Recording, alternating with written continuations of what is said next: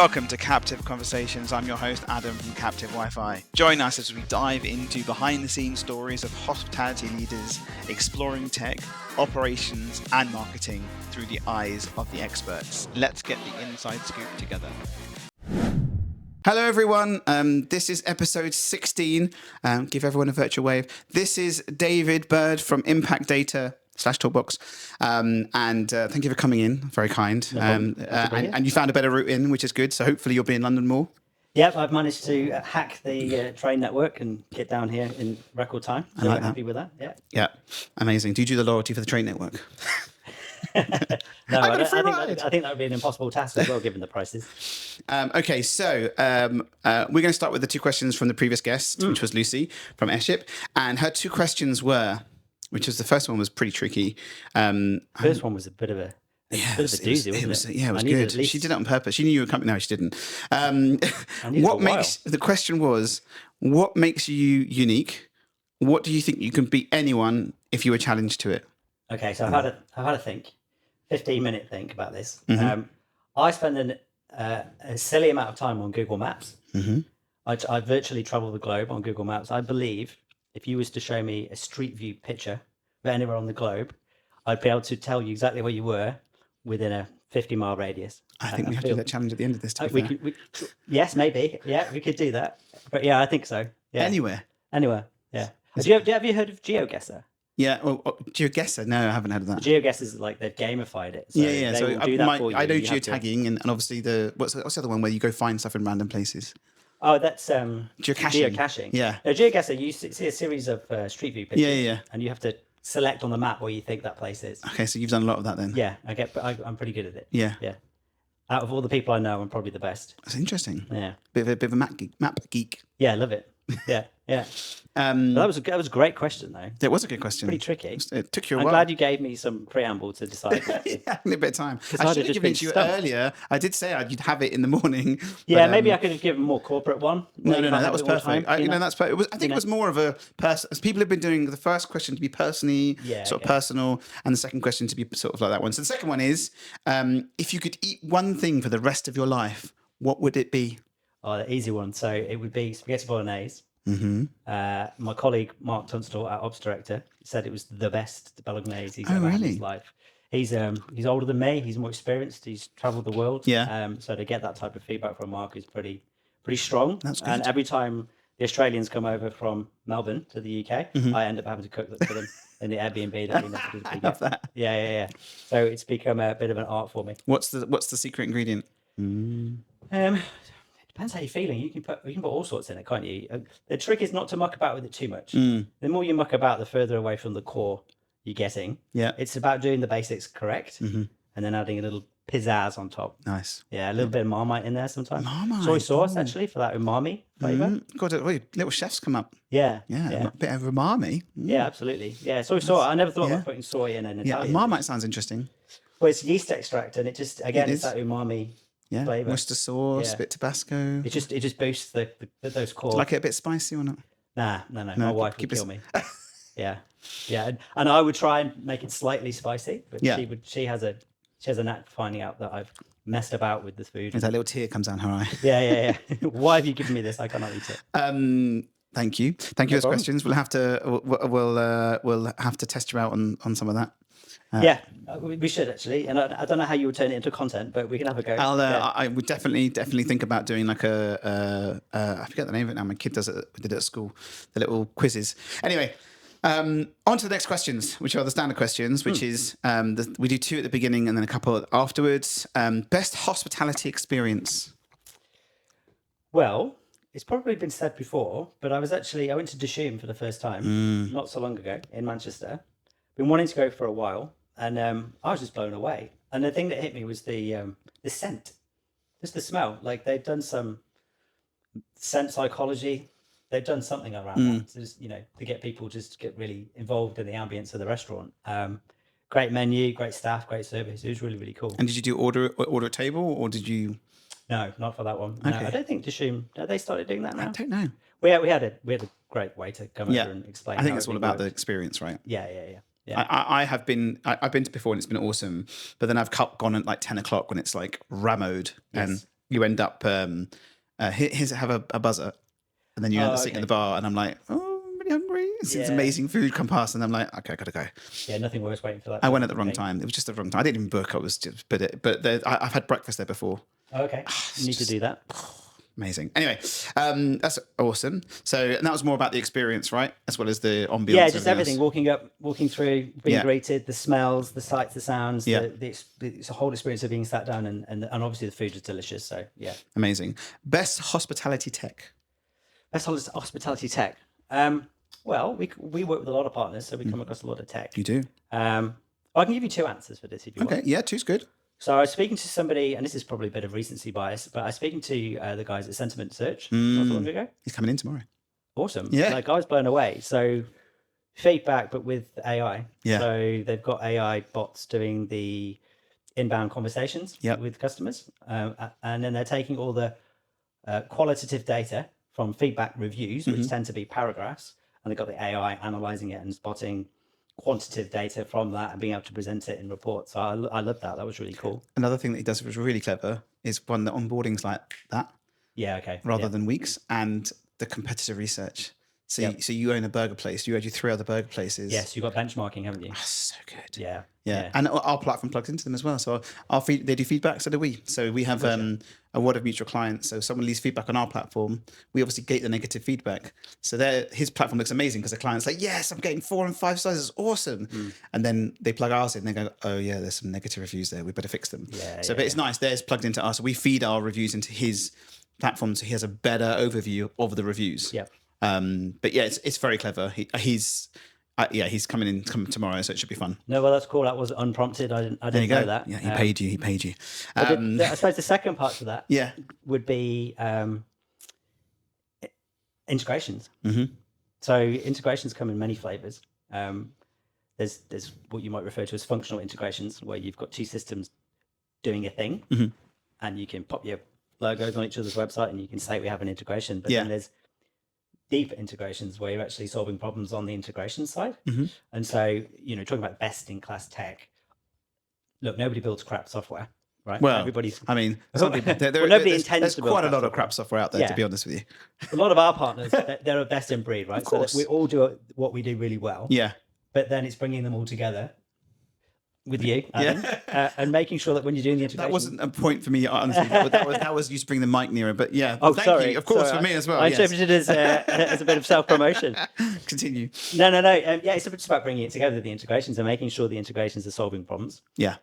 And not just being like a functional thing that you can just point to and say, yes, we kind of know them and we've done this thing. The integrations are really key. So making sure we've got strong integrations ultimately results in better tech. Yeah. Absolutely. I agree. We had conversations previously with other partners, and it's all about being open. Yes. And unfortunately, hospitality isn't all open, is it? So, no. But you work with the best partners who are open. Yeah. So you end up having a really good flow of data going backwards and forwards because everything's open. So, okay, we're going to go back in time. To be fair, I've not looked at you. I have looked at your LinkedIn when I connected to it. Oh, it's not. But oh my God! I mean, I was like, I wonder where else he worked, and I was like, I think we've got a lot of a similarity because we've been in the same place. Well, to be fair, it's mine, but we've been in the same company for a long time. You've been in the same company for a long time. So talk to me about the route into hospitality from F&B to Impact Data. Yes, saw that. So how did it start? Like, where did it all begin? Well, firstly, I went to uni in Manchester, and I did psychology with the intent of using that experience to go down the marketing route. So I finished uni. I was just 20, 21, 22 when you finish uni. I had no idea what I was going to do. And then I ended up working at it used to be called the Amiens Arena at the time. Yeah, I think it's called something else now, the Manchester Arena or something like that. And ended up working in the F&B department there. So we would do the kiosks and we would do the scheduling of staff and getting all the casual workers in for the F&B sales. And that was okay. I got to see a lot of free gigs and stuff. But it was awesome. just part-time work really, just to tie me over, keep me paying the rent in Manchester in the house share that I was in.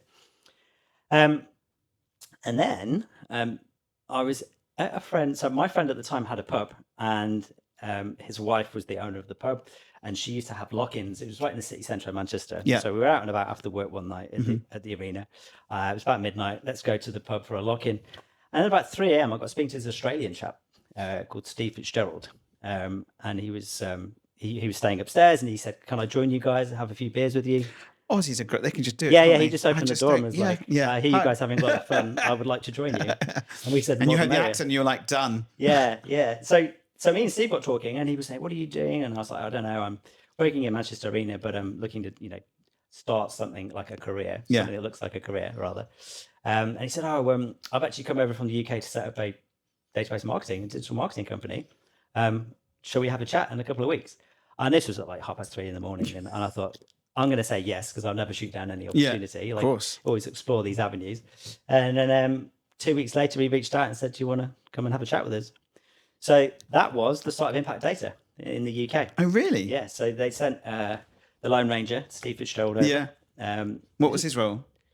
He was, well, it's going back a while now. Yeah, of course. As I understand it, he was like one of the best salespeople in Melbourne. And they sent him to scope out. They basically said, "Look, who wants to go to the UK and set the company up in the UK? You're the best sales guy. Yeah. Obviously, you're the man." He's like, "I'm going to have no tan. Shit." Yeah. So they sent Steve over, and then he employed me. And then the first thing I was doing, and I don't know if your listeners will know, but I don't know. Do you know Manchester? Do you know Deansgate Locks? Yeah. So there's a load of bars in Deansgate Locks, and Yeah. Steve had managed to sell into a few of those sites. And my first job was looking after a promotional team whose job it was to go around and gather customer data on clipboards and pens. Wow. In return for a free shot. Yeah. So that's what we were doing back in the day, just to build these databases. There was no fancy integration. No GDPR. No GDPR, no fancy integrations. It Yeah. was basically just clipboard and pen. Yeah. Would you like a free shot? Yes, Yeah. I would. Okay. Give me your Here's email address. Love and that. Away we go. And then in all the fit ones, give me a number. Yeah, there was a bit of that. Yeah. Or you can have an extra 3 shots. So awesome. Yeah. Okay. Wow. So I wasn't actually involved in the business side per se. Yeah. It was more on the assisting our existing customers grow databases. Yeah, It was yeah. really like low level stuff. And then did you start to learn more sales with them? Or do they just throw you out and say, right, we need more people? Yeah, so they hired. Because I was looking at the website, I didn't know this, but obviously, like, there's quite a few other platforms the same. SMS and automation over to CRM, and that's what it was originally, right? Was the SMS platform? Is that right? Oh, so going further back, the company. No, for them, I just saw the website as well. Well, the company started in 1999. It was just Did SMS. it? Okay, interesting. Yeah, founded by 4 brothers. Yeah. No, 2 brothers, 4 friends. Yeah. In Melbourne, and it was What just comes to SMS. that? I just wanted to touch on that, but talk to me about. So you started doing your clipboards, Did my and you're clipboards still for a living in bit. Manchester. I was still living in Manchester doing that, and then they decided to start scaling and growing. So they hired 2 seasoned salespeople. I was so green. I didn't know how anything worked. Yeah. I was just. You were happy to go for the ride. Sorry. Happy for jump on the ride. Oh yeah, I was really pleased. So Yeah. there was 2 seasoned sales guys they hired, and then myself as like the young guy. Yeah. We did a bit of training, and away we went. And so I was just I was with BDM for a while. Yeah. Then I moved on to the CST side, managing customers, doing account management. Why that kind does of thing. everyone have acronyms for everything? AMs, CSTs, People are lazy, aren't they, I BDMs. suppose? It's like an American. I mean, I get very confused. So give me what's this? So CST, customer success team. Okay, thanks. Sorry, Yeah. customer success. So I was okay at selling. Yeah. But I was just so young and shy, and it was a bit. So you were quiet. there now to nurture. So I was just looking after retaining what we'd won. Yeah. Right? So we're a subscription-based company, so Yeah. it's important to look after both sides. And so I was just looking after the customers and making sure we retained them. Mm-hmm. And then after a while, Steve went back to Australia, and it was long story short, I was the only one left. And there was a decision in Australia: do we close the business down in the UK? Yeah. Or do we carry And on? how old are you then? When Steve went back to Australia, maybe, I don't know, 24, 20. Okay, so you've been a couple of years in the business. Yeah. Yeah. But because I was left by myself, it was kind of like sink or swim time. Yeah. And I suddenly found a knack for, I just found I could sell really well. And we started growing. Yeah. And it was just me. And I was selling lots of accounts. And the guys in Melbourne, they barely knew who I was. It was just this guy Steve had employed. Yeah. And they said, "Oh, Dave's doing okay." Do we still have the UK? Yeah, Where's yeah. this money coming from? Yeah. Yeah. So Dave's doing okay. We've Yeah. got some customers now, and the business is growing. So we'll back him. And so they gave me some budget, and we started growing the team and signing up new staff members to help established the business in the UK. Amazing. Yeah. And then so how many staff members did you start with? Just it was just me, and then we hired like 2. So it's been a relatively small team. Yeah. There's 5 of us now. Yeah. But to be fair, you've got the big office back there. So if you need any massive support, you've got that as well. Yeah. I was in a meeting once with a large company. I won't mention their name. This was a while ago. And they were kind of scoffing that we had a lone headcount in the UK. And I thought, well, you don't really know what you're talking about. Like, you don't really understand how this works. Yeah. You could be one headcount nowadays, to be honest with you. You don't need loads of staff in a tech company when we've got a base in Australia. Yes, true. There's this thing called the internet that allows us to do stuff. Did you teach them globally? There's this thing called the internet. Yeah. So I guess that depends who you're speaking to, but I think when they look into the company, they see the breadth of it, right? Yeah, they're probably concerned about credibility. Yeah, they're probably concerned that we didn't have the chops to be able to handle an account that size. Yeah. Which was incorrect, but that's what you might assume. So I get it. Yeah. Okay, and then what your role just increased in like 16 years. Is that right?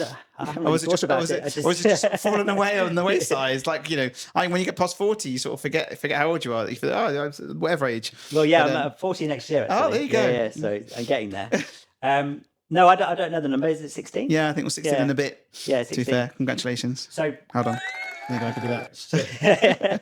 So your role is just obviously as time went on, you get more seasoned, and then you were doing more and more. Obviously, other staff were doing other things that you were doing previously, and then it's quite a nice progression. I mean, to be fair, good CV. Yes, yeah. I mean, there's a couple of ways you can go, isn't there? You can jump around and you can get experience that way. Yeah. I have to say one thing. When I left my first IT job and got third job afterwards, when I out of uni, got a job, blah blah blah. I went to this software development company, and the owner was a Kiwi. Okay. The FD was Irish. The third development company, Swedish. I mean, you had literally, I think I was the only someone from the UK there. Okay. Best experience I've ever had. The nicest people I've ever worked with. Oh, yeah. The owner was like, I've taken the door off of my office, so come in whenever you like. Yeah. And that mentality was awesome. And I've met Lockie, so very open, and so on. So I think maybe that also helps. You're absolutely spot on. Yeah. Some people say, why haven't you moved on, or why are you still there? And well, first of all, I'm not bored. Yeah. Like, I absolutely love what I do. Helping our customers is phenomenal. Like, you get to see tangible benefit to what we're doing. It's not wishy-washy stuff. This is factually, we've delivered X, Y, Z, and that makes us proud. But the second part to that is the business is not like any other business I've known. So I've got friends that have been pretty high up. I won't mention any names in case I get them in trouble, but COO of a large trainer company, global trainer company. You can meet him for a beer, and he's about 2 years off a heart attack, I think. And my wife, she's jumped around a couple of jobs recently, and some of these businesses out there, they're just really, there's a lot of awkward businesses, a lot of politics, a lot of bullshit you have to put up with. And Impact Data is not like that. It's we all just work together to get the job done and deliver, and we all just look after each other, and we're all trusted to do stuff, Well, to be fair, leaving you on your own in the country is quite a bit of trust. Like, let's leave Dave to just off he goes. Yeah. That's a leap of faith. Well, like you said, I'm not sure if they knew I was actually there. I think they just saw invoices being paid. This is money. Something's Great. happening. We've set up some passive income in the UK. I don't know how this has happened. But yeah, and then I think the other thing is when you have kids as well, right? So your priorities change. Yes. And I won't get too deep, but my father was a company director, and he's no longer with us. He passed away some years ago, and partly that was down to stress. And he never saw us. And so I have had my kids, and I get to see them every single morning. Nice. Every single evening. Sports day tomorrow. I'm going to sports day. He's not coming to the event tomorrow. Like, I literally yeah. said, event tomorrow. He's like, Lucky, I'm not going to be in tomorrow. I'm going to sports day. No, but it's there's just no Harriet on the other hand, my wife. Yeah. She's got to fill in some forms and book it in. Yeah. It's just so much relaxed, and we're all just a big family. Nice. I know it sounds a bit corny, but no. When I was starting doing by myself, it was just me. There wasn't anyone else when I was doing the IT side. But because I was doing the IT and some events as well, my kids we just moved into another house. My youngest was born. Yeah. I was with them the whole time. Like in the mornings, I see them every day. My wife was like over distressed from witching hour, Yeah. and I would take the kids out for walk and to Starbucks, whatever, and feed. And I actually I was less busy those days, but I was still obviously earning some money, and I thank those days every day. I thank for having the younger years available. Because my eldest is 16 in December, she's going to be driving and then she'll be gone. So she'll be out. Like I was out. But it was really nice to have that. Like for good sort of 4 or 5 years, even when I did have an office with like 1 or 2 staff, I was present. Then it went to a period of just being mentally busy and not being around much. But I agree with you. Having that is really nice. Yeah, absolutely. It's really important. Family time is important. I feel really, really privileged. All of the team in the UK really well looked after. And I think as you spotted with your line of questioning, there's got to be something there that's retaining those staff. I mean, my first hire was a chap called Anthony. Have you met Anthony? No. He heads up our CST team. What does that stand for? Customer Success Team. There you go. Correct. There you go. Well done. I just think I was like, yeah. So he's still with us. He was like my first hire. Really? Yeah. That shows with us. volumes. To be fair, right? Retention is just incredible. Nobody wants to leave. It's a shame that hospitality doesn't have the same thing for them in restaurants and stuff. My first ever employee is sitting in the other room for 10 years. There you go. So you're right. Yeah, 100%. If you look after them, they will stay as well. So I'm a big believer in looking after your team. Okay. Let's move on to what is impact data. Because what is the product? How does it work? Because the website doesn't really show really what it does. Like it's a very nice website, but there's a lot more power behind that little page of we can give you this. Yeah. Like, what is it? What is it for? What do we use it for? Talk to me. I agree. There's loads of stuff behind the scenes that you and I have spoken about. It's not really, it's that front and center. Yeah. So obviously it's. People know what a CRM is, right? There's lots of CRMs out there. They're some have automation, some have clever stuff. This is the crux of it is actually funny enough that I had the podcast just came out today. Obviously, this is coming out later. Yeah. They called theirs a CDP, Customer Data Platform, but they're American. Yeah. Okay. So it's basically a CRM, but on speed, right? Yeah. Well, the Aussies would have a different view. Okay, interesting. So a CRM to the Aussies is something a bit like Salesforce. It's a system for managing customer records. Yes. This person is, I don't know, a vegetarian or something like that, or tracking a sale in a pipeline. Yeah. What stage are they at, and what was the last reach out that you've had, that type of thing. Yeah. Like HubSpot, basically, a bit like HubSpot, because the more sales driven. Yeah. This is your lead. Quick favour here. I'm just taking a quick break on the podcast just to say I would really appreciate if you can click the like or subscribe button. That helps us grow. We're very new, and I would really appreciate it. And on with the show. Yeah, and Talkbox it's a database marketing platform. Yeah. If we was to put a dictionary level definition on it, and so what we're all about is just leveraging the data that's already available by observing and calculating insights on that data, and then having communications go out automatically. Yeah. And I don't know how deep you want me to go into this. There's a whole level, I think I know. Obviously, there's automations, right? So you can set triggers on automations. So that's one piece of it. You also read data out, right? And then you've also got your plugins as well, like 7 Rooms. And what else are you plugged into? So your 7 Rooms and all the major reservation platforms, all the nice. major Wi-Fi platforms. Yeah. Loads of loyalty programs. I think we'll come on to loyalty later, but loyalty is a really good one for us. Yeah. But what's the magic sauce?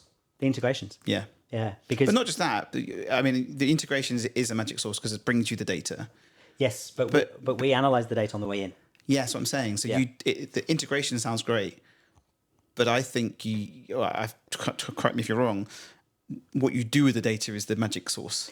Yes, yeah. But to get to that bit, you need the plugins. We need to do some stuff. Yeah. So historically, you would speak to a business. You'd say, okay, I'm a restaurant. I have a booking system and guest Wi-Fi, and so all that data just gets pumped through to the CRM or database marketing platform or the CDP. Yeah, and it all sits in there. Yeah. But doing that is useful because we've collated that data. But what we've done is we've actually created more work for the customer, because now they have to look at what that data is showing them. They have to understand what the opportunities are. They have to work out how they're going to unlock those opportunities. And then they have to work out how they're going to report on it. And so suddenly I've just created about a month's worth of work. Yeah. So what we do nowadays through the integrations is on the data coming into Talkbox, we analyze and flatten and observe insights of that data. So when that data hits Talkbox, is in bite-sized bits of information that we can use to trigger comms. So, for example, very simply, we get to see every time a customer makes a purchase, visits the store. What we can do there is we can calculate a total visits number, which is useful. But then we say, okay, well, if you're looking at the database, total visits might say 76. What the hell does that mean? So we'll then go compare that visit against the rest of the database. Nice, okay. And we'll rank that customer low, medium, high. Yeah. Same for spend and all that kind of stuff. Yeah, because if someone comes 100 times, someone comes 30 times, you're not going to do the same automation, are you? No. That's interesting. So there's more to it. Yeah, There's a couple of yeah. simple examples. Yeah. The more interesting... Sorry, my brain's going. No. So you've got, obviously, there's standard platforms out there that just have standard automations. On 5th visit, do X. Yeah. On 10th visit, do X. Generate voucher. It's quite static. Yeah. Yeah. And this is basically saying the data comes in, we can see it's your 17th visit. Yeah. But the average of visits is X because we look at all the data. And if an average visit is, if it's more than an average visit, you can do it. It will do X. Yeah, you could do that. As an totally. example. Yeah. Yeah. What we like to say is it's a little bit like there's more nuance with Talkbox because it's adapting to customer behaviors. Yeah. So when you're doing static automations like 5th visit trigger, If they're not, yeah. yeah, every person that makes the 5th visit's different. Yeah. Yeah. But when you're doing a trigger to say send this on the 5th visit, you're treating everybody the same. Yes. Like it's this homogenous group that doesn't exist, right? Yeah. So what our platform is doing is it's treating everyone as an individual, and then aligning the comms or the automation to those individuals, which is really cool. Yeah. Because then when you're talking to large groups and you're talking about setting automations up per location, you're actually taking advantage of the per location nuances in the visit patterns. You might have one location right next to a tube, or one location right next to a big busy office. Yeah. So Talkbox is doing all this thinking on behalf of the operator. I like that. Yeah, and then the second part is once we've done all that Yeah. work, is the automation. So I was thinking about what to say this morning. Yeah. And I was trying to think of some good analogies, and I think I've got a good one. So you could go buy a database marketing platform tomorrow, right? Yes. That would be like buying an empty house. Talkbox would be like buying that house, but having it already furnished with everything you could ever need inside, ready to go. And that's the automation bit. So we're not an agency, but what we do is we say, okay, well, we've got customers globally. So primarily in Australia and the UK. And US. We've got 18 other, and the US, yeah. And we've got 18 other countries in there as well. Nice. And what we do is we say, well, look, we're not an agency, but what we can see is the outcome or the output of thousands of hospitality businesses globally. Nice. Why don't we go and observe to see which campaigns are working the best? And let's go look at different cohorts. So we just did a nice one for fish and chip shop sector. Yeah. So interestingly, just after COVID, how are we doing for time, by the way? Am I? No. Maybe my coffee. No, that was my watch buzzing, and if it buzzes 10 times, I need to look at it. If it doesn't buzz 10 times, it's okay. Okay. So keep continuing. It's all good. Yeah. So what we did for the fish and chip shop sector is we looked to see which automations would work the best for QSRs. Yeah. And then we looked to see which types of offers were driving the best outcomes as well in terms of influencing visit frequencies and stuff. So now we can go to a chip shop or a QSR and say, here's the platform. This works. Here's the platform. Here's all the features you could ever want, right? And if you put our system next to all of our peers, we all pretty much do similar things, right? So we stand up and we hold our own, but also we've got this strategy that we know is working. It's market proven, and we're going to turn all this stuff on for you tomorrow. And when you run through the customer that list, they go, "This is exactly what we're after. This is perfect. Please turn it on." Yeah. And so they don't have to lift a finger. That's nice. I think the challenge you have is that nowadays, depending on the packages out there, it's, as you said, you start from fresh, and it's like, okay, and marketers and businesses don't have time. They want to hit the ground and run. Yeah. They want to just go. So if you have the option to say, right, this is your concept, QSR. Yeah. We know this works. Yep. And then deploy and then run. Yeah. And then we can build ROI calculators. Yeah. So, I've been doing sales my entire life. I understand I sometimes. hate it when people put ROI, but you're right. It is. Well, I understand skepticism, Yeah, right? So, yeah. prospects are very skeptical of case studies. Yes. Did the operator really write this glowing review, or is Yeah. this something your marketing team put together? Yeah. And also ROI calculators, because it feels a bit fluffy. Yeah. It feels like whatever number I put into this calculator, of course you're going to tell me it's 10x Yeah. what I'm going to get back, Or more. right? Yeah. But what we're able to do is we can build this ROI calculator, and we actually reveal all the inputs to the formula. Oh, nice. And we say, okay, this is the ROI calculator.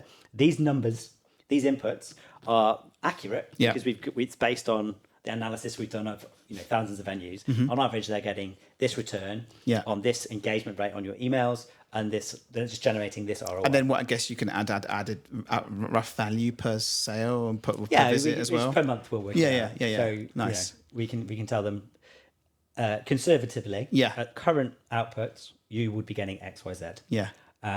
It could be more, could be less. An average is an average, But yeah, So they've got a nice guideline. And so when you went, so then what are you doing then? Running those reports and then giving them the reports of the transactional information and the value of the data. Yeah, every month they get a report. So we report on automations, but also as well if they've done any manual comms themselves. As Yeah. well. Yeah. Oh, okay. So you're obviously the traction from the return rates and the click rates and the voucher generations and everything else. You add that in there as well. Yeah. Nice. Okay. That's really interesting. I didn't know you did that. Yeah. So I'm glad that, and now you're telling everyone, which is nice to hear. So, That's good. Okay, awesome. So, powerhouse of a data platform, with really cool integrations, and then a bit of cool machine learning to do some fancy stuff, like as you said. Yeah. Right. Yeah. So is that the grinding thing of the ML is basically looking at the nuance of the data, looking at the averages, looking at what other people are doing throughout, and then pulling out the responses to do, like, is that how it works? Well, the machine learning is it's an extension of the jobs we're doing on the integrations. Yeah. So remember, on the integrations, we want to be doing deep integrations that solve problems and make the data more easily accessible to the marketing team. Yeah. Because remember, the marketing team are not techie. No. They just want useful things they can do to enable them to talk to their customers, right? So the AI stuff, predictive analytics is probably a better word. Effectively, what we're able to do is, because we're tracking every observable visit, we have an algorithm that runs where we can predict when we think each customer is next likely to return. Yeah, so that's the interesting piece, the prediction. Yeah, because it goes back to what I was saying earlier about aligning the automation to individuals. Yeah. Rather than having static automations where you sort of put a stick in the sand and saying, we think this is the best time to send this. I've been told this. Yeah. Yeah. Because none of that's real. Yeah. It's just, it's just. Well, that's someone's marketing experience of putting it in, because they know that works at that specific location they were at previously. Yeah. Potentially. Statistically speaking, you've probably got a high likelihood that it might work because it's based on evidence in the real world. Yeah. But if we can go down to individual behavior, it just takes it up a level. Yeah. So we make that prediction. We call it the expected next visit date. Yes. I'm sure we could come up with a better name for that, maybe. But it does exactly what it says on the tin, really. So that is, for me. And what's the accuracy on that? I don't know how you would put a number on. Yeah, it's hard, but I mean, it's interesting. I've got a document. I'm not a mathematician. Yeah, but I've got a document that says the more data points we have, of course, the more accurate we get over time. Yeah. And we need a minimum of 3 visits. Yeah. So we work super hard when we see new people coming to the venue, because that's also a big black spot. Yeah. So you've got people visiting for the first time and not coming back. Yeah. So a lot of the automations are driving second and third visits. Once we've done that, now we can start making predictions about when we think they're coming back. And that is a small analysis that we're doing on the integration, but it has a massive output on everything else. Yeah. Which is, for us, is huge, because historically speaking, and again, I can speak with authority here because I've been doing this a while. 16 years. Yeah, Yes. back in 2009, Wow. you would build a database of email addresses, and typically you would send everybody a promotion. Yeah. Come in on Friday night, we'll give you a free beer. Yeah. Right. The marketing team will go to their team meetings, and they would say, we sent 5,000 emails, we had 1,000 responses, redemptions, and those 1,000 redemptions have generated as 3-4 grand. Okay. Now, what tends to happen then is the finance director sat in the corner of the room all quietly listening, and he's thinking about this, and he's saying, oh, hang on a minute, of that £3,000-4,000 you reckon you've just made, how much of that revenue would have come in anyway?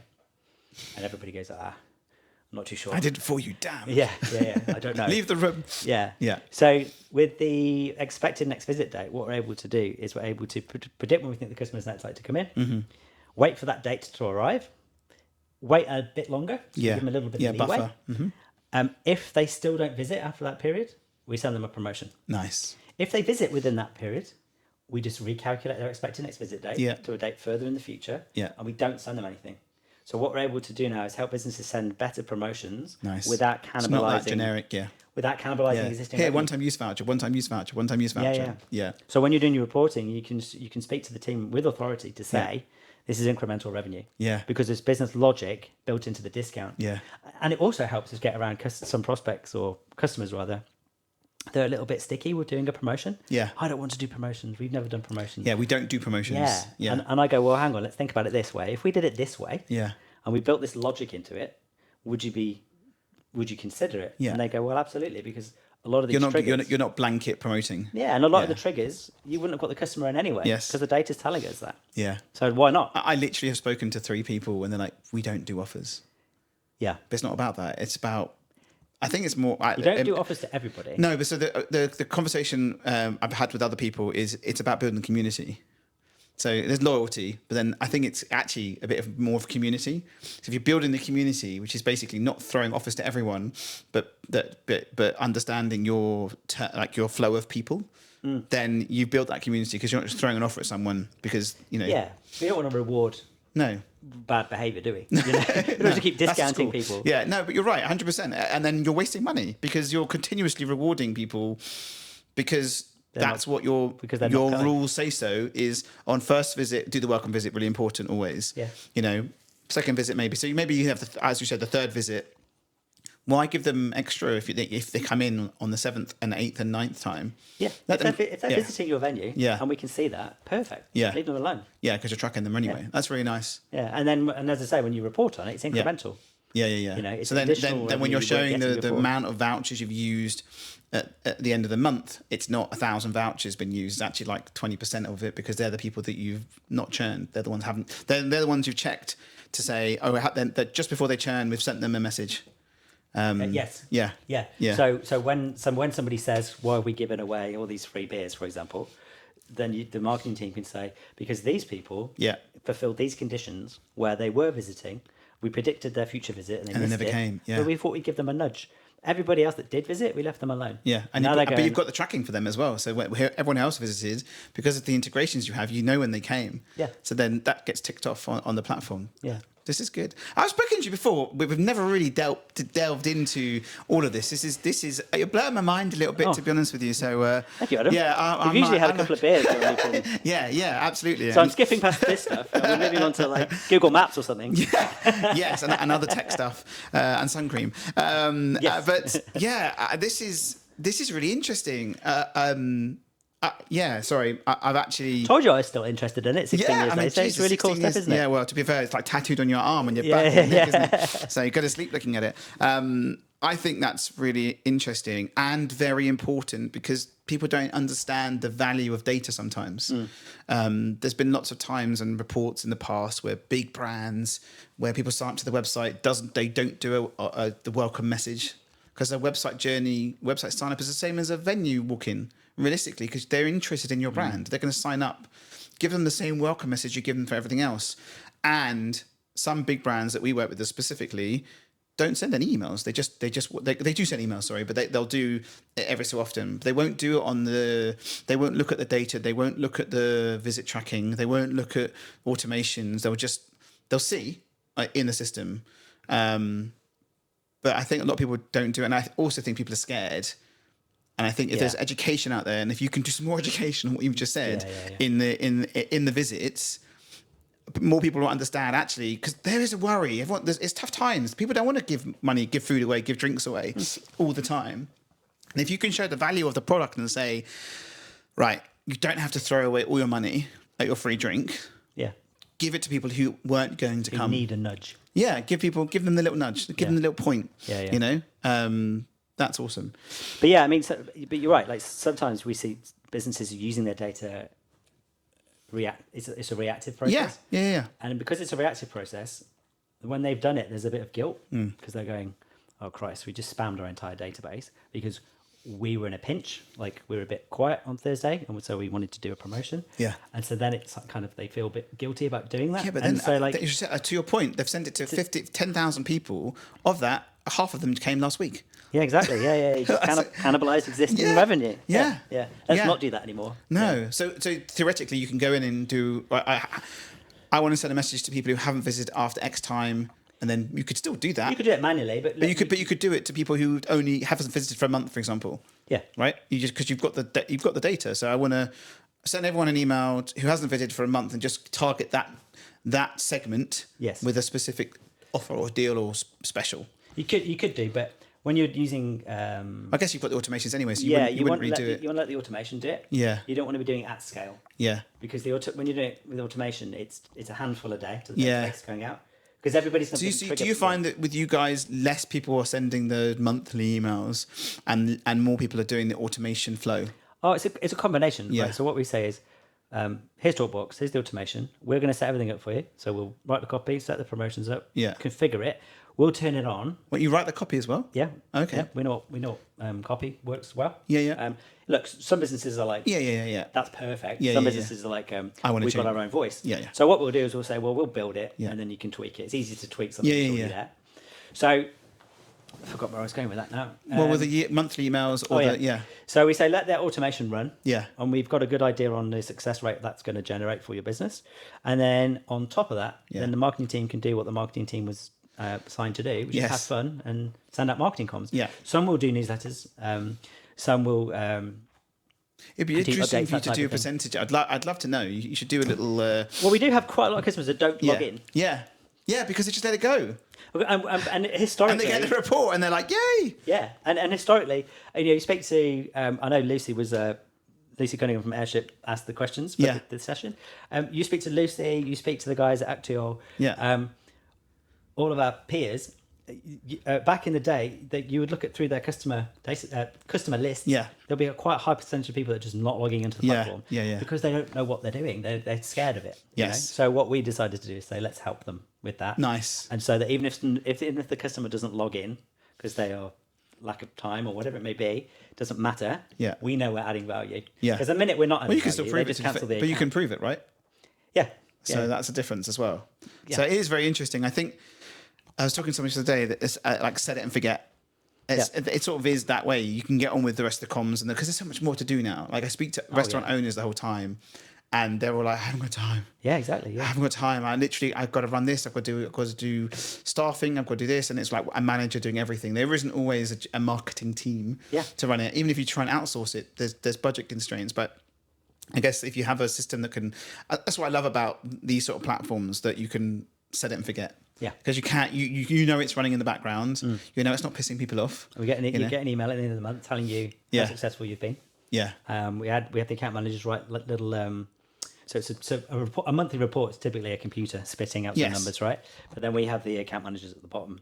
Oh, okay. This month you've seen this result. This is really positive and really So strong. actually people are writing. Yeah, little paragraphs. So, Okay. And we think this month, did you know this? It's National Burger Week. You should do something for that.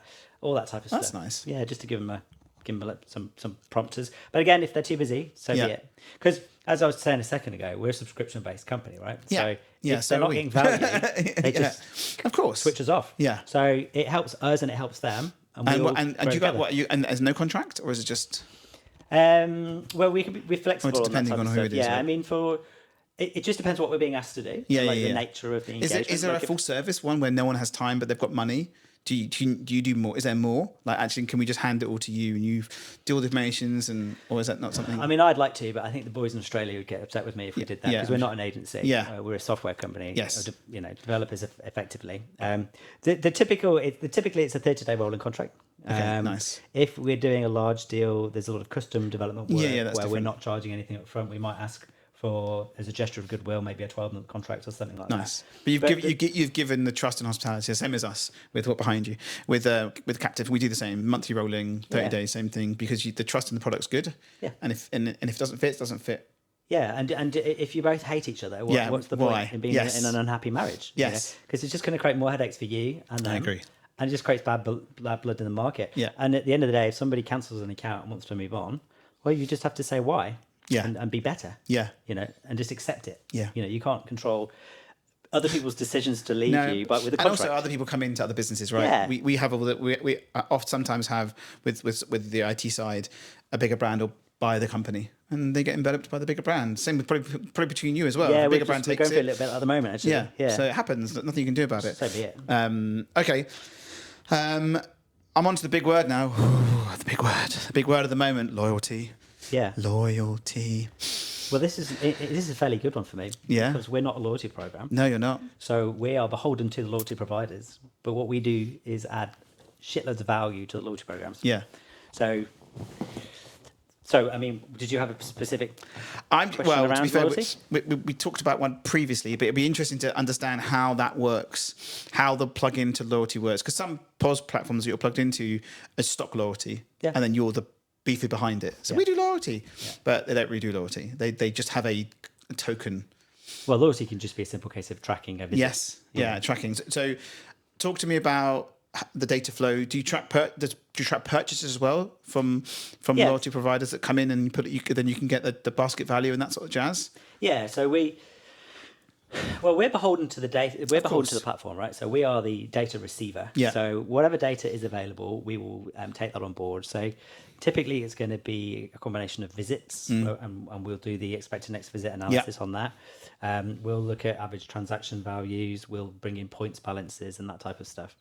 But with loyalty, what we tend to find is that a lot of our partners, and it came from Australia, to be fair, a lot of our partners in Australia had these amazing loyalty programs. They were more commonly as part of an EPOS system. But they were missing the communications piece. And as you know, because it was just scan, nothing happened. Nothing happened, and then or maybe a tier, and no one does anything. I spoke to Lightspeed here, and Lightspeed has their own little loyalty. I didn't even know you can add a customer, and it will send an email, and you get their wallet. They do it, but it doesn't do anything. You can set it manually. I didn't know. I was just speaking to someone today about it, and but then you need the power of something else. Well, yeah. I mean, if you're part of a loyalty program, you've got to put yourself in the customer's perspective. And when I say the customer, I mean the consumer, right? Why have they joined a loyalty program? Well, they clearly love your brand, and they're going to visit often. Yeah. Right. You're only going to do that. So loyalty is not going to necessarily take a newbie and turn them into a loyal customer overnight. They already have to be a little bit loyalty to want to join loyalty club. So they do that, and then they leave the restaurant and they go home, and then their child's been sick, and their kid's got sports day, and their boss is up their back, and they forget. Yeah. And I go to Costa Coffee quite regularly after I dropped Erin off at nursery in the morning, and I can't remember the last time I scanned my loyalty card. I could have had a number of free coffees, but I just forget. Yeah. Because you did. So what we could do is we come along and say, look, you've got this amazing loyalty program. You've got the foundations of a journey that we're going to take the customer through to keep them engaging with the business. And what we're going to do is alongside that loyalty program, we're going to nurture that customer. We're going to drive them through the program at speed. Yes. We're going to remind them where they're at in the program. Oh, nice. And remind how many points they have and that sort of well, points is a big one. Yeah. Because if you've got points-based loyalty, if you've got too many customers with too many high balances, it actually becomes a risk to your business. Yeah. The idea is that if they all redeem it at the same day. My McDonald's app just deleted itself, and all my points have gone. Not that I go to McDonald's often, but I've had it for quite a while. Maybe someone in accounting said, Jesus. They were like, Jesus, he's not used them for 5 years. But you're right. Yeah, there's lots of value. Well, it's a risk, right? Because if you've got 10,000 people and they can all redeem £20 worth of points, and they all did it on the same day, you're in trouble. Yes. So what we do is we have these little campaigns where we acknowledge that somebody's got high points on their account, and we'll just gently remind them that, hey, if you redeem this today, you're going to get £10 off or whatever. Yeah. Or if you don't redeem them today, they're gone. Say again? Or if you don't redeem them today, they're gone. Yeah, possibly. Yeah, but that would be down to the loyalty provider, of course. Yeah. We would just send an email telling them that's what they've done. Okay, nice. So I guess you're right. There are a lot of platforms out there that have basic loyalty, like EPOS platforms that have basic loyalty but don't have the technology driver behind it.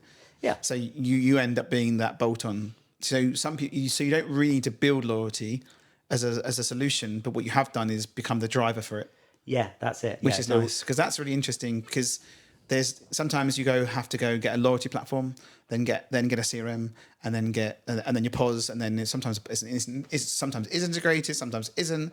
You've got like Magic Stamp and other bits and bobs that's completely separate, but there's no real traction for it. So it's nice to see that even if a platform has basic loyalty, like most POS do, if you can plug in and pull the data out, then you can help let them, well, not help spend, but help bring the customer back. Yeah, and even if you've got a very simple loyalty program. Yeah. Because I was saying to you, you haven't got loyalty, you need to build loyalty, blah, blah, blah. I didn't understand why you don't. But now I'm understanding why you don't, because you sort of plug into what's already there. Yeah, yeah. Because why build something separate when most of them already have some form? Most POSs will have some form of...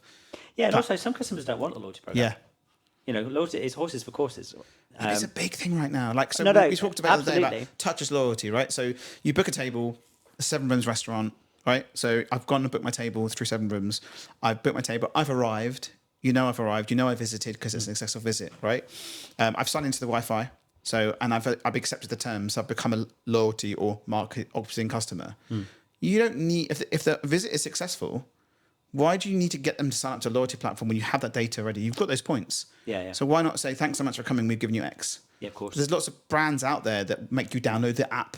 You download the app and then you've got to scan the wallet and so on. But if you think about it, Wi-Fi, booking, or even credit card payment, if it's an integrated credit card payment, for example, those 3 points, they're there. So, and they've already enrolled loyalty. So why not just give them the points and then send them a text message, send them an email saying, thanks so much for visiting. This was your bill, because if you've got the POS integration, or if 7 Rooms has the finance information, you can pull that through. Then you've built loyalty. Well, yeah, and we're actually working on card linking at the moment. Ooh. So we'll be able to do exactly that. Yeah. So we'll know you've been in, and we can give you some points, and we can talk to you about your visit. That's interesting, because that's a tricky piece. Yeah, it requires a couple of things to happen. Yeah. But I mean, I guess the beauty of having a huge parent company in Australia is everything gets built and tested over there before it comes over here. So when it comes over here, it's ready to rock. Yeah, but I think if I'm not mistaken, I spoke to MX51. They're coming over, I think, next week or this week. They're a payment provider in Australia. Okay. Awesome guys. Australia has a lot of card-based loyalty, like credit card-based loyalty. Yes, loads, yes. like loads and loads and loads. Well, that's where our loyalty stuff comes from. Yes. Comes from the Aussies. They have lots of clubs, neighbourhood clubs. You have to scan when you buy a beer, scan when you play tennis. Scan but it's all done by the actual credit card. So the credit card. It's all done. Lots of it done by points based by the actual physical credit card they use. Yeah. It's very popular over there. And then over here, the challenge we have is over there it's very different. I think you've got 3 main providers over there. And then all the banks have to use those integrators to get your POS working, and so on. Right. Over here, you've got more like Dojo, and then obviously the other POSs have their own now payments. So it's very interesting to understand how that would work. But we were looking at a solution the other day. A colleague of mine has a wallet pass company. Yes, called Pass Entry. Hi, Nico. And it's very clever at what he's doing. And he's built an add-in integration and an Android thing as well. So basically, you go pay on any device that's Adyen, which is Vita, which is Lightspeed, Revel, you name. Most of the providers use Adyen. You go to pay, it tells Adyen to query if there's a wallet. Okay. If there's a wallet, it will then send transactional data, the amount, to the loyalty provider or to you, for example. So you don't even need to, like the card linking data as such, you don't even need to link the card. Yep. You just tap, and that information is then sent. Now, the cleverer way of it doing is it can go back to their platform and say, "Oh, you got £10 credit." It will then take it off the machine. Oh, okay. I think that's going to be some of the future, whether a reward right? Has been delivered, and all you need is the wallet in your phone. You don't need the app, which helps with kiosk-based stuff and everything else. So I think the card linking and that piece is really interesting. We're actually speaking to a customer about that. I need to speak to you about that later. But that's definitely those two pieces: the card linking. Square Meal's just done it. Have you seen Square Meal? The Square Meal have used Fidel, which is a similar.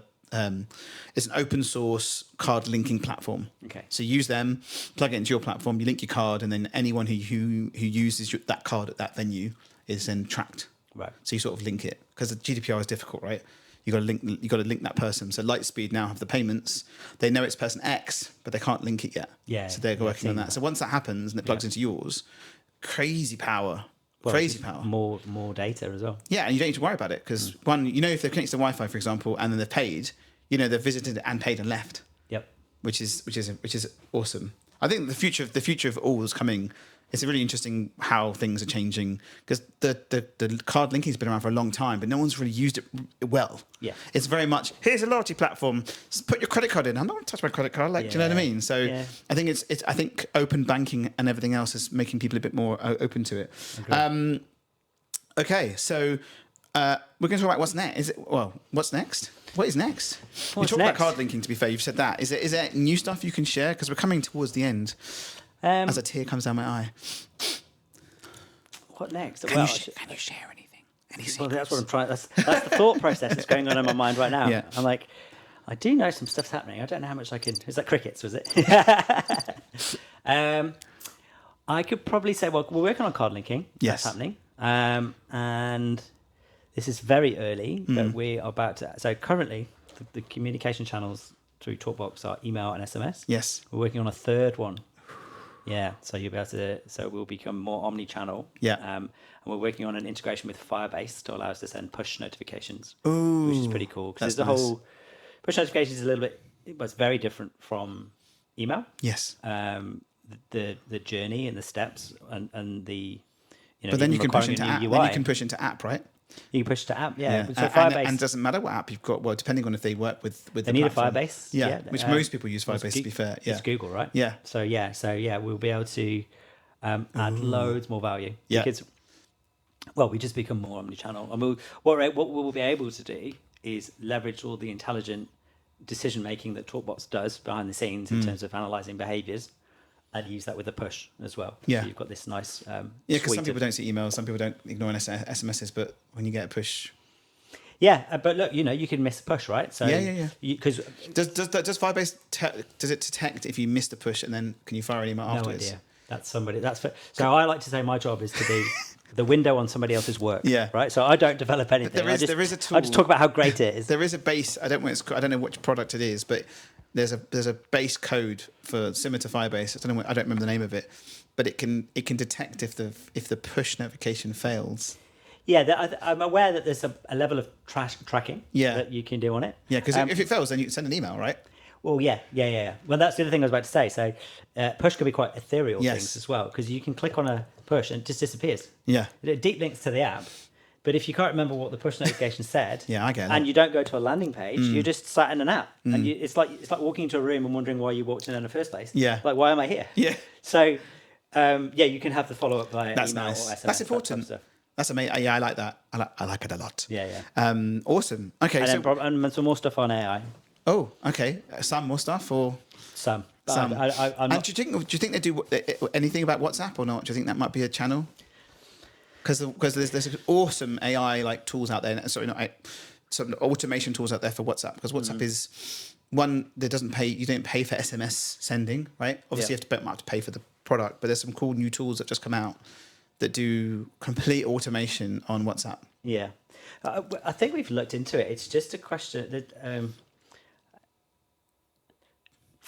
Again, It's adoption as well, though, isn't it? Really. Yeah. So If a customer came to you with 300 sites and says we want to build this, you'd be like, okay. Yeah, sure. Yeah, we're not going to say no to that. But I think you could do many things, right? Yeah. And the hardest decisions are the ones where you have to say, okay, we can do 50 things, but what are the 5 things that are going to add the most value? Yeah. Let's do them. Yeah.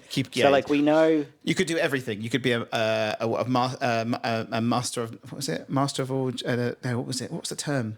jack of all trades And a master of none. Yeah. So Thanks. if we was to see some data that says WhatsApp was more effective than SMS, we'd do it tomorrow, right? Yeah. But I just don't know on the efficacy of WhatsApp as a marketing channel. I think for a comms channel, like managing bookings with AI and do you have a vegetarian menu? Yes, we do. That type of thing the was conversational really cool. piece. So sending someone a promotional code, for example, I don't know. I think It might work. Yeah. It might work, but we don't have any. Yeah, visibility. Yeah, Yeah, we I'm don't sure. know. Interesting. I'm interested to hear about the card linking thing when that happens. That's really cool. Well, Lockie's back over at the end of the year. No, not end of the year. Sorry, sooner than that. I think it's September. So Awesome. Not long. Is he going to be here for the show? Is he going to be here for the show or HRC, I think, or no HRC Expo or one of them. I don't remember now. Potentially, we usually tie it in with a show. Yeah, nice.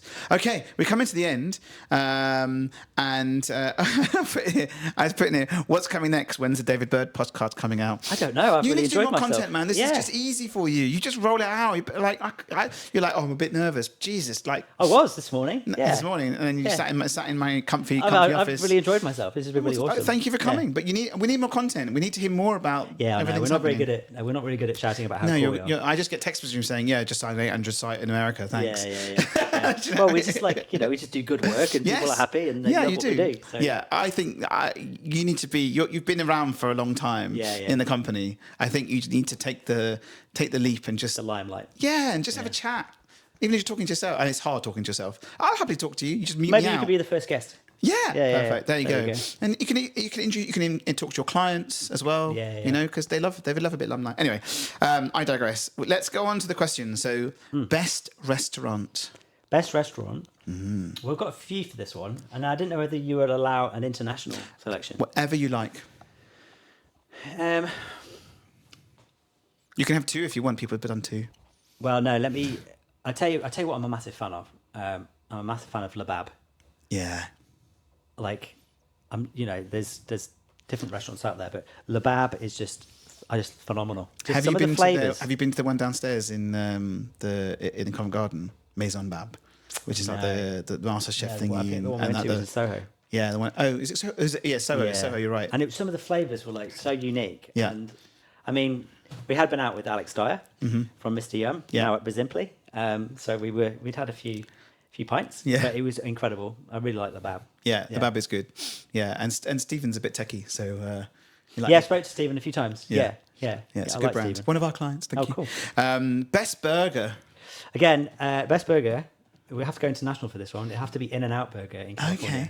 Yeah. Interesting. I spent 4 months in Los Angeles when I was 21. Yeah. Which is like the ideal time to spend 4 months in Los Angeles because we could go out, right? We could go and drink beer. Yes, 21. So I was working in a summer camp. And, all the other counsellors were like 18. Yeah. And there's about 4 of us that were 21. We're going by. We used to go out in Hollywood all the time. Nice. And then have an In-N-Out burger on the way home. In-N-Out burger is phenomenal. Okay. But then every so often they come here. Yeah, they do little pop-up shops. They have to keep their trademark. So they have to do like one a year. There's always a huge queue down the road when it's like some random place. I don't know what it is. It's just phenomenal. And then you've got and I like the secret menu idea that they have. Mm-hmm. Did you know about that one? Yes. Yeah. So I've never had one though, but I do know about the secret menu. Yeah, but it's cool because we were. What about here? Talk me about burgers here. Come on. It's got to be Five Guys. Really? Sorry, that went high. Yeah. Really? Yeah. Okay, interesting. I like it. It's quite similar to In-N-Out. Do you do secret menu? Do they do a secret menu? No. Have you tried the secret menu? No, I didn't know they did one. So you know the. See, this is why secret menus are good fun, right? For great fun. And it's cheaper as well. They do the cheese toasty. You know the little cheese. They do like the cheese patty, well not cheese toasty. But they do like a cheese toasted cheese sandwich. They do. Okay. Have you seen it? No. It's basically like an upside down burger bun, okay. and then like cheese in the middle. Nice. You can add a patty in there, and it's actually and go all the way, and it's cheaper than getting a burger. That's phenomenal. So there you go. I've probably got an hour to kill before I get the train home. So done, just around the corner. Yeah, maybe. That's a good one. Okay, best hotel. The Bellagio in Las Vegas is pretty nice. Yeah. And then I went to a venue called, and some of your listeners might know this actually, the Body Holiday. The Body Holiday in St. Lucia. Okay. Yeah, it's like it's quite expensive. So we went for our honeymoon, and you get like massage, spa treatments every day. Oh my God. You can pay for more, but you get like these are standard. Mm-hmm. You can do as little as you like or lots as you like. You can go mountain biking and all sorts. But the resort is absolutely stunning. Yeah. Yeah. And then my best one in the UK is probably Premier Inn on Goode Street. Really? Yeah. So on the Premier Inn hub, right? Yeah. We stay in there every time we come to London. Yeah. It's functional. Yeah. I have a clean bed. Yeah. The location's great, and I've never had a bad experience. It has to be up there, right? I have to say that I did this the other day, and my wife, my kid does dance, right? Okay. And my wife went to Swindon, and we have like Hilton Honors on this credit card thing. She normally does that. There's no Hilton anywhere near there, and Hiltons aren't those ones like that are further out. Aren't always the best. She's like, I'm going to book the Premier Inn. and she booked it, and it was amazing. You never have a bad night's sleep in the Premier Inn. Yeah, it was really good. And she said that it was. I think it must have been you because they were even selling the bed. You could buy the bed. Oh, okay. That style of bed because it was. And she said it was the best sleep I've ever had. I said probably because of me not snoring, but okay. Best I doesn't always have to mean expensive, does it? No, it doesn't have to be expensive. But sometimes it's hard. You go to the non-expensive and. Well, I talked to you about that. When Lockie was over, I'll make it very brief because I've seen the time. Lockie was over not so long ago. And he decided to go on TripAdvisor and find the cheapest hotel in London. Love that. I probably shouldn't name drop it in case they're listening, but the night he stayed there, someone was stabbed outside the hotel, and he said, "Oh, it was cheap." And we said, "Yeah." So next time, tell him to go on TikTok and find the cheapest hotel because you'll probably have an awesome hotel that's really cheep. Yes. But on TikTok. Yeah. TikTok's great, by the way. Yeah. It's the search engine. Okay, thank you so much for coming. I'm going to give you all. A round of applause. Let me turn that volume up. We didn't do a little dancing. I normally do a bit of a boogie. I was concerned that was going to happen. Yeah, I think we should do a quick one now. Hold on. I could always add it into the beginning, but let's do it at the end. So this is... Is this royalty-free music? It's royalty-free, absolutely. So, here we go. Normally it's the beginning. Here we go. Woo! There we go. There you go. All right, so another round of applause. Thank you so much. This is David Burr from Impact Data. How can they find you? How can they find Impact Data? You can... Don't give your mobile number out. Don't give them out. Don't give your mobile number out. No. You can catch me at david.bird at impactdatauk.co.uk, or you can find me on LinkedIn. Just type in David Bird Impact Data. Okay. I mean, I've written them down. Have you? Jesus. Yeah. Okay. Round of applause for me. Completely forgetting the questions for the next guest. So this is a bit embarrassing. Thank you. I need a co-host. I think.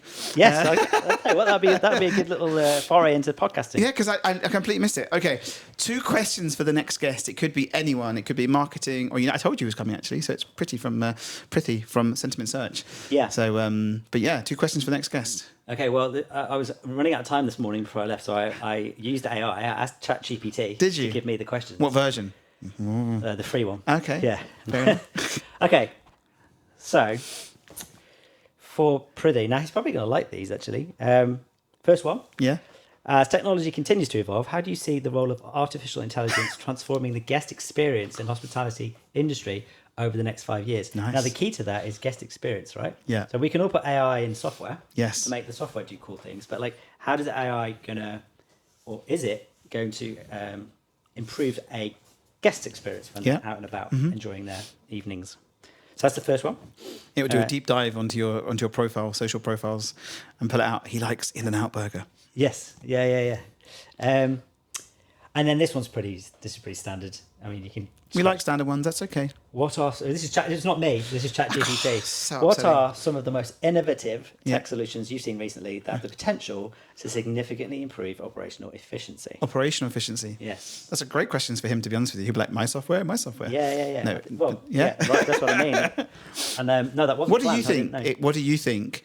What helps the customer experience? In terms of AI stuff. Yeah.